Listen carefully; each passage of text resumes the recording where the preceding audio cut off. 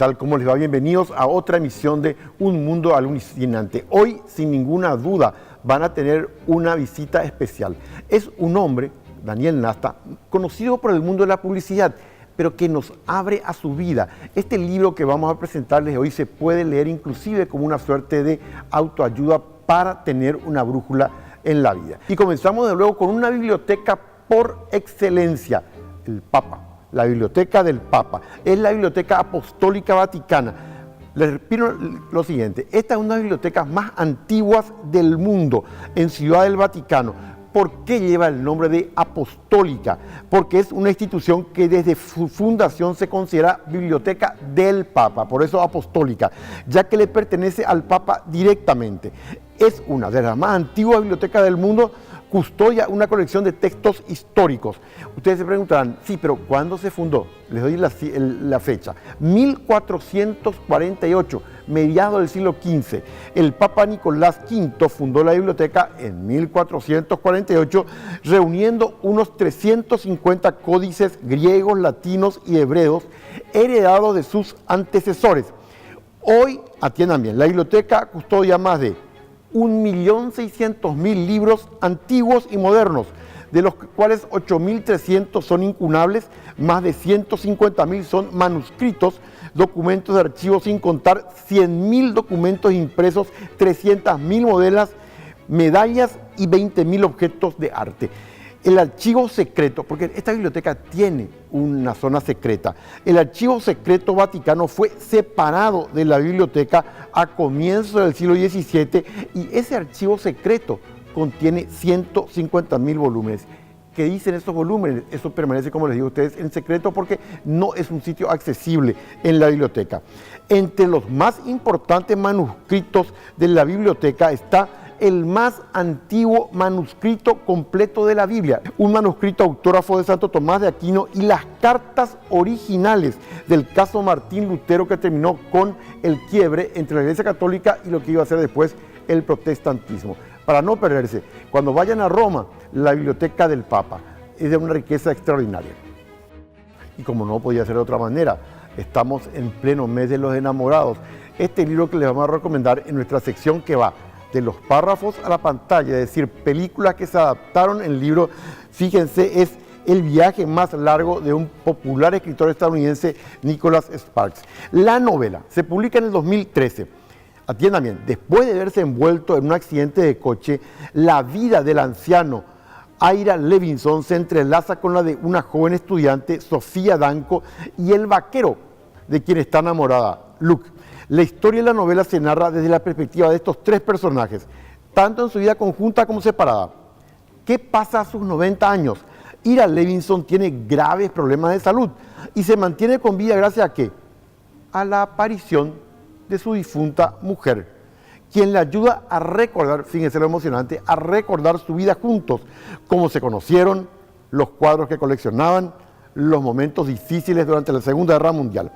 Y a unos kilómetros de distancia, la vida de Sofía, estudiante del Instituto Wake Forest, cambiará para siempre al conocer a un amor inesperado. Luke, un vaquero, jinete de toros, muy diferente a los chicos que había conocido hasta el momento.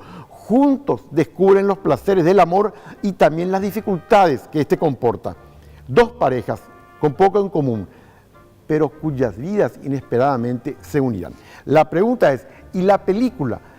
Yo no vi la película todavía, pero me dicen que es una película que es fiel al espíritu y a la letra del libro. La película es reciente, del año 2015. Está basada en esta novela que comentábamos.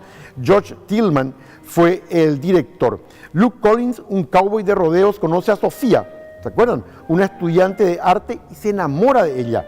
A su vez, Sofía queda enganchada por este vaquero. Sin embargo, debido a las diferencias tanto de forma de vida como de intereses personales, parece casi imposible establecer una relación. Sorpresivamente, un giro del destino los hará encontrar a Ira, un hombre mayor, quien gracias a las narraciones de su propia historia, de cómo conoció el amor de su vida, producirá un cambio en ellos y en su percepción de las cosas. Para los críticos, la película fue muy bien adaptada del libro. Les recomiendo tanto el libro como la película. Se llama El viaje más largo del libro de Nicholas Sparks. Y por supuesto, muy cerca del Día de los Enamorados. Preguntamos a la gente, ¿y qué en estos días? Esto salió. De Paulo Coelho. Pablo Coelho. Sí, solo leer. No me acuerdo el nombre, pero solo leer. Tengo un solo libro de Paulo Coelho. ¿Y de qué trata ese libro? Sobre la vida, sobre el amor, sobre la cotidiana del día a día. Me gusta más la novela del amor, pero ¿cómo decirte? Más hacia los hijos, hacia una madre, porque el amor entre parejas ya casi no son verdaderos como antes, digamos. Daniel Nasta es un muy conocido hombre de la publicidad en Paraguay con más de 50 años de trayectoria, una vida intensa en diferentes aspectos. Él escribió el año pasado un libro que nos puede ayudar a todos nosotros, Lo que la vida me enseña, aquello que aprendemos del diario existir, en instantes con Daniel Nasta.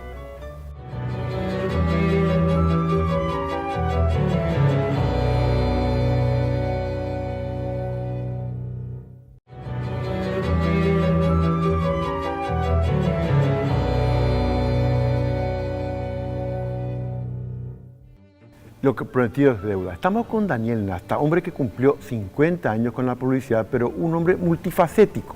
A tal punto que escribió un libro que yo les recomiendo especialmente, que tiene mucho que ver con la vida y lo que nos enseña. Y aquí está el propio doctor Daniel Nasta. ¿Cómo te va, Daniel? Hola, Carlitos. ¿Qué tal? Un saludo a la audiencia. Muchísimas gracias. Lo primero que quiero preguntarte es algo que está hacia el final, que me impactó mucho.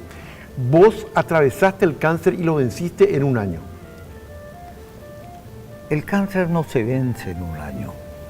Lo que yo hice fue cultivar aspectos espirituales a través del yoga y la meditación que ayudaron a crear niveles inmunológicos superiores. Por supuesto que la medicina, en este caso el sirio libanés, es muy importante, pero también tu actitud espiritual, mental, es el 50% del proceso de curación. Vos empezás con el proceso, después te dicen, está curado, pero te tenés que hacer chequeo primero cada 3 meses, después cada 6 meses, y ahora, gracias a Dios, me hago cada año. Entonces, lo que te puedo decir es que la parte clave es, primero, el diagnóstico, a tiempo, y segundo, la actitud del paciente de cómo encara. Y cuando vos tenés esa actitud, vos te das cuenta cómo las cosas, tu propio cuerpo reacciona diferente. Entonces, cada uno tiene cáncer en algún lugar distinto, porque también tiene que ver con el proceso de las emociones, y también tiene que ver con el proceso de las transgresiones, ¿verdad? Así que... ¿Y cómo? Te preguntaba esto al final, porque lo que es casi al final del libro, porque el título es muy sugerente cuando hablamos de lo que el mundo enseña con esa máquina de escribir. ¿Por qué se te ocurrió el mundo enseña y esa portada tan interesante con la máquina de escribir y no una computadora? Porque esa fue la primera máquina que yo tuve cuando empecé a trabajar. ¿Sí? Esa era la máquina. ¿Esa era la máquina hace 50 años? Sí, con la cual yo empecé a trabajar. Entonces, cuando hablamos con Celeste Prieto, que hizo el diseño, le pareció que era una tapa mucho más atractiva e interesante que poner una foto mía, por ejemplo. Por eso en el reverso está una foto pixelada mía. Sí, efectivamente. Bueno, y lo que el mundo enseña me lo sugirió mi gran amigo Daniel Tamborini de Buenos Aires, porque yo siempre manifesté a mis hijos de que tenían que salir al mundo a conocer. ¿Por qué? Porque cuando uno viaja, uno aprende lo que no es, lo que no sabe y lo que no conoce. Entonces el mundo es un gran instructor, es un gran maestro al cual vos vas decodificando de acuerdo a tus propias lecturas. Y vos tenés que saber cómo te relacionás y cómo vas haciendo. Entonces, este mes pasado, por ejemplo, uno de nuestros gerentes me dijo, leí tu libro y realmente me estimulaste a viajar y por primera vez me fui a España.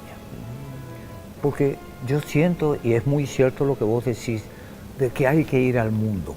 Porque si no vas al mundo, el mundo no viene a vos. Y la gran diferencia es, como decía alguien, una mente que se abre como un paracaídas, es muy difícil que después vuelva a cerrarse. Eso que se abre como un paracaídas, exactamente, ¿qué es, Daniel? ¿Qué es? El poder lidiar con lo que uno no es, lo que uno no sabe y lo que uno no conoce. Te cuento un caso, estuvo Iván Lins hace unos meses, el músico brasileño. Sí. Bueno, vino a visitar la fundación nuestra y después fuimos a visitar el museo de mi hermano Jorge, que tiene toda la colección de instrumentos de los Beatles.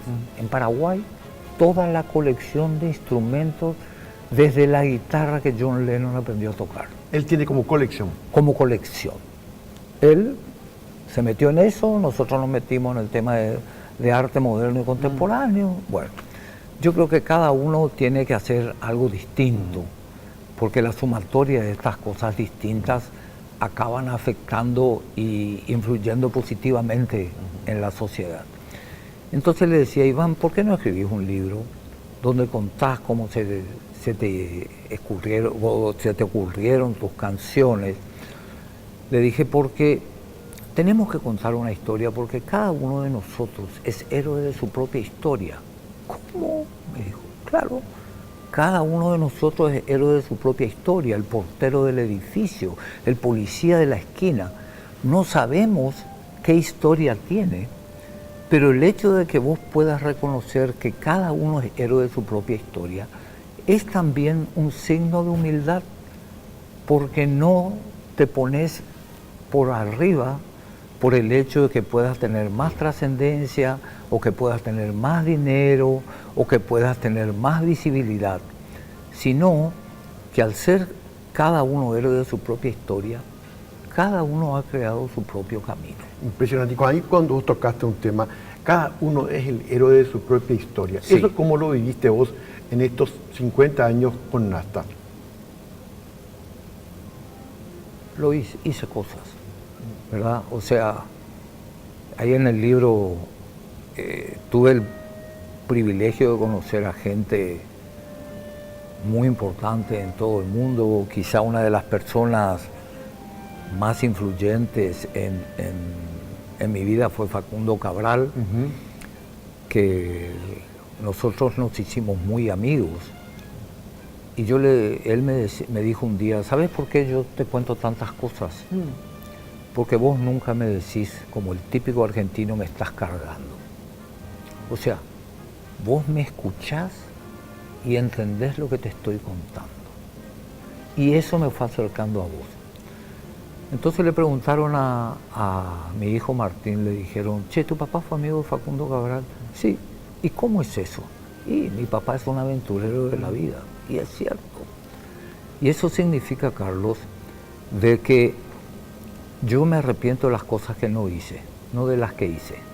Porque aún las que hice mal me enseñaron algo. En cambio, las que no hiciste ya no pueden dejar nada.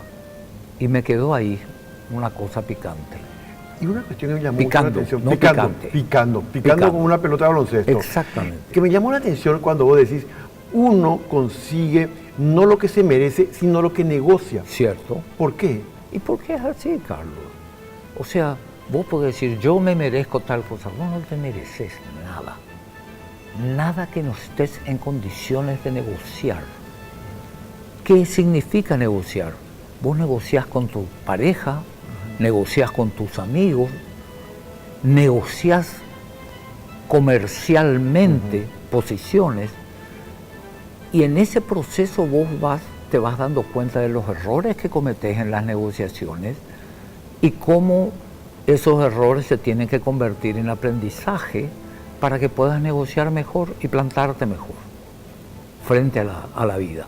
Entonces, cuando vos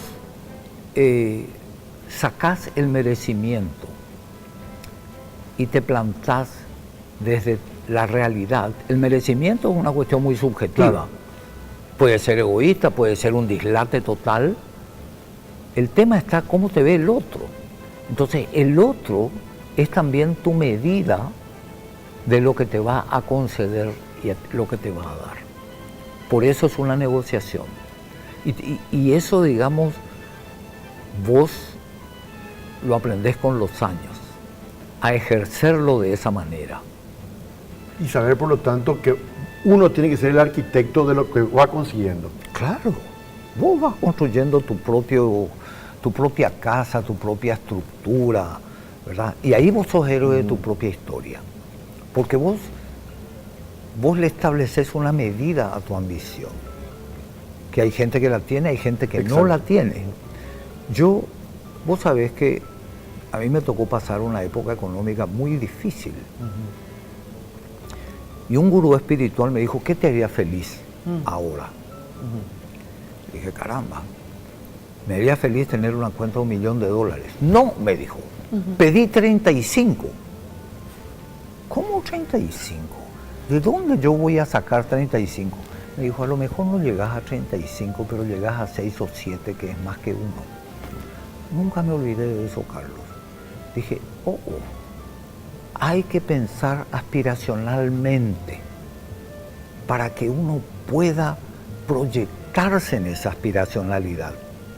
O sea, como decía alguien, si vos estás tratando de tocar las estrellas, nunca te vas a ensuciar las manos con el barro. Maravilloso. Y ahí te quiero hacer una pregunta. Y cuando vos decís lo que el mundo me enseña, sí. Si vos tuvieras... Lo que el mundo enseña. Claro, no solamente a vos. Si vos tuvieras que mirar retrospectivamente en estos 50 años de tu vida profesional, principalmente, ¿qué te enseñó el mundo? A ser curioso. Y a aprender de la curiosidad. A imponerme que puedo lograr cosas y que estoy a 3 apretones de manos de cualquiera en el mundo. Anteriormente uno estaba a 8 apretones de mano. Y eso es una famosa frase de Orson Welles, cuando conoció a Josephine Baker, que era pariente de no sé quién, de que había estado con Napoleón históricamente. Entonces dijo, hoy conocí a alguien y estuve a 3 apretones de mano de Napoleón. Dije, mi Dios, qué frase, ¿verdad? Porque de repente, cuando, la frase que siempre repito, que dice Bernard Shaw, la única persona inteligente que yo conozco es mi sastre. Porque, ¿la conoces? La conozco, sí. Porque cada vez que me ve me toma nuevas medidas, ¿verdad? Y por lo tanto necesitamos reinventarnos permanentemente. Y nosotros tenemos que aprender a tomarle nuevas medidas a los demás. Que también es una manera de abrirnos y no simplemente quedarnos en los preconceptos. Entonces, yo te digo que esos procesos de vivir se dan por pasar muchas etapas difíciles y por reflexionar y hacer introspección. Mira, esta semana estuvimos en un curso de meditación con mi señora, que hacemos semanalmente una reunión de meditación y escuchamos, en este caso, al fundador del Arte de Vivir, de las cuales estamos muy activos. O sea, el Arte de Vivir fue lo que yo empecé en plena quimioterapia, mis procesos de yoga y de meditación. Y él dijo, ¿saben lo que es yoga? Yoga es sabiduría. Yoga es estar presente. Yoga es alegría. Yoga es estar conectado con uno mismo. Y yo dije, mi Dios, nunca escuché algo tan sencillo que signifique tanto. Nosotros siempre nos perdemos en grandes definiciones. No. ¿Viste mi definición de publicidad? Efectivamente. El que no aparece, desaparece. No puede haber una definición más sencilla. Entonces, yo creo que nosotros tenemos que acostumbrarnos a poner pensamientos, ideas y conceptos con palabras sencillas y no grandilocuentes. Porque la grandilocuencia nos aleja y es parte de un discurso político. Y el discurso político se ha vuelto vacío. Discurso político vacío y buscar en otra parte entonces la autenticidad. Tal cual. Es así. Daniel, muchísimas gracias, muy amable. El libro es apasionante, te comento, verá que está marcado en una infinidad de páginas, sí. Lo que el mundo enseña, de José Daniel Lastra. Gracias por acompañarnos. Un placer. Volvemos enseguida.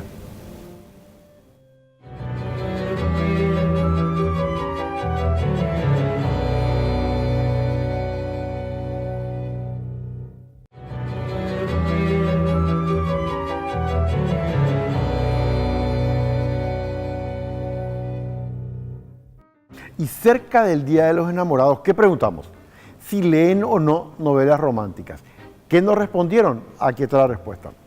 Sí, estoy leyendo un libro. ¿Cuál es? García Márquez, 100 años de soledad. Es la historia de una familia que va pasando por los años y fundan un pueblo. ¿Y cuál sería la novela romántica que recomendás? Del amor y otros demonios, ¿De quién? de García Márquez. Y El amor en el tiempo de cólera también es muy bueno, del mismo autor. Un libro que hizo historia. Cumplió 200 años el año pasado. Frankenstein. De una autora muy joven. Mary Shelley, cuando escribió este libro, ni siquiera tenía 20 años. La cosa es así y causó un impacto tremendo. Un científico que decide hacer experimentos y un día junta una parte de un cuerpo muerto, otra parte de otro cuerpo muerto, otra parte de otro cuerpo muerto y crea un ser. En realidad Frankenstein no es el monstruo, para pasar a la historia así, sino el doctor Frankenstein, el que jugando a ser Dios y jugando a que todo lo pueda hacer, hizo un ser y le dio vida a ese ser. Entonces, ¿ese ser qué es? Un ser producto del engranaje de varios muertos, pero también que tiene sentimientos. Y a partir de allí comienza una apasionante aventura emocional también. Este libro nos plantea cuáles son los límites cuando queremos crear algo y competir con Dios. ¿A dónde puede llegar inclusive la ciencia en estos casos? ¿Qué pasa con el monstruo y qué pasa con el doctor Frankenstein? Les invito a leer, se han hecho varias adaptaciones al cine, por cierto. Y ahora viene la sección justamente de encontrar lugares que nos hablen de la cultura. Fíjense ustedes, un museo mitológico, de mitología en Capiatá. Es la memoria histórica de los antepasados en Paraguay. Es un llamado para mantener vigente en la cultura del pueblo. Hay una mágica presencia de los mitos que forman parte de lo que somos nosotros los paraguayos. Museo Mitológico de Capiatá para visitarlo. A 20 kilómetros de la capital, sobre la Ruta 2 en la ciudad de Capiatá, funciona desde 1976 el Museo Mitológico Ramón Elías, un lugar donde las leyendas que nos contaron desde pequeños cobran vida y se representan en muñecos exhibidos. El Museo Mitológico Ramón Elías es único en Paraguay y también tercero en el mundo, ¿verdad? Solamente en 3 países hay un museo parecido a lo que es la mitología y la leyenda, y donde uno hace saber la identidad, diríamos, de lo que es los mitos, ¿verdad? Y ahí prácticamente, primero en Sudamérica, eso es reconocido, ¿verdad? Y es un patrimonio de la ciudad de Capiatá.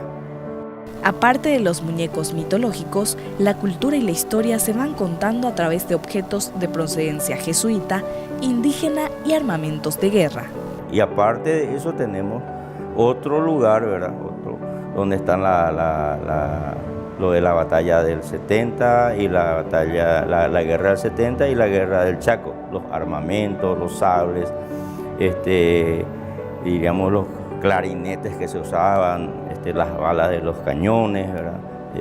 Todas esas cosas complementaban la mitología, la parte de los mitos, la parte de las culturas, de las imágenes franciscanas coloniales, y parte de la guerra del Chaco y el 70. Los estudiantes vienen en cantidades, ¿verdad?, a recrearse acá y a saber quitar fotos y a saber cada uno de qué se trata, ¿verdad?, el bombero, y acá se le cuenta prácticamente cuál es qué sería, cómo se manejaba el bombero, cómo se manejaba el yateré, el curupí.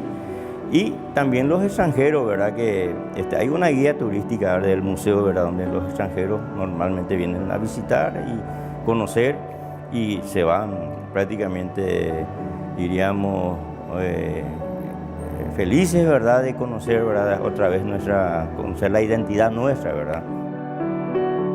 El horario de atención al museo es de lunes a sábados de 8:30 a 12 y de 14 a 16 horas, mientras que domingos y feriados de 8 a 12 horas. La entrada para los menores es de 5.000 guaraníes y para adultos 10.000. También estudiantes a tan solo 3.000 guaraníes.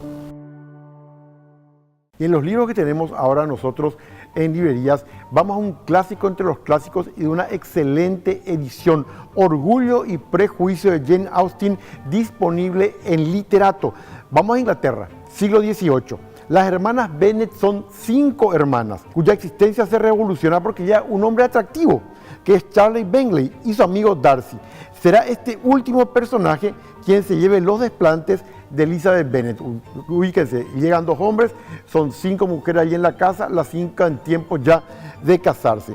Poco a poco se irán conociendo y qué pasa en la relación entre ambos. Una adaptación, por cierto, a esta novela de Jane Austen que mantiene los retratos de los personajes, así como la crítica a la rigidez social, recomendada a partir de los 14 años, puede ser cualquiera de estas adaptaciones cinematográficas. Es una historia de una Inglaterra que ya no existe, pero de un concepto universal. ¿Qué pasa con el amor cuando están 5 chicas hermanas y llegan 2 hombres allá a la casa? Disponible en Literato. Y cuando hablamos de la existencia humana, hablamos de aspectos muy profundos, muy íntimos, que nos definen a nosotros. Hay un libro que está en Servilibro que les recomendamos especialmente, Baila, dinosaurio, de Lourdes Talavera. Nos confronta con la semilla del mal que aflora cada tanto tiempo en el espíritu humano, para no perderse. Y me quedo en lo que el mundo enseña Daniel Nasta con algo que nos decía el conocido publicista hoy en este programa. Uno tiene que plantearse cada vez más proyectos de vida elevados que nos exijan más y así vamos cambiando. De lo contrario, nos quedamos simplemente encerrados en nuestra bola de cristal. Nos vemos como siempre en la próxima emisión de, por supuesto, Un Mundo Alucinante.